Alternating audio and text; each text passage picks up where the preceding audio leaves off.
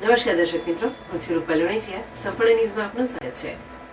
રાજસ્થાન સહિત ઉપરવાસમાં ભારે વરસાદના પગલે બનાસ નદીના પાણીમાં વધારો થયો છે. બબુકારી અને કરડી નદીના જળસ્તરમાં અચાનક વધારો થયો છે, જે બંને નદીઓ આગળ જતા બનાસને મળે છે, જેથી બનાસના પાણીમાં વધારો થતા તંત્ર દ્વારા બનાસ નદીમાં ન ઉતરવા લોકોને અપીલ કરી છે.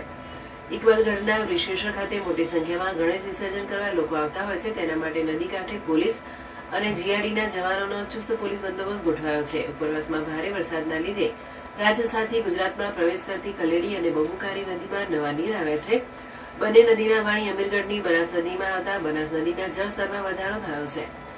બનાસ નદીના પાણીમાં પ્રવાહ વધતા દાંતીવાડા ડેમમાં પણ પાણીની આવક વધશે, તો બીજી તરફ નદીના પ્રવાહમાં વધારો થતા ખેડૂતોમાં પણ ખુશી જોવા મળી હતી.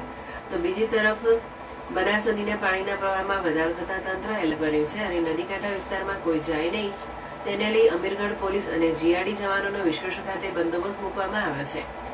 હાલના સમયમાં ગણેશ મહોત્સવ ચાલી રહ્યો છે, ત્યારે કોઈ પણ લોકો મૂર્તિ વિસર્જન માટે નદીમાં ન જાય અને નદીકાંઠા વિસ્તારોમાં ચુસ્ત બંદોબસ્ત ગોઠવવામાં આવ્યો હતો.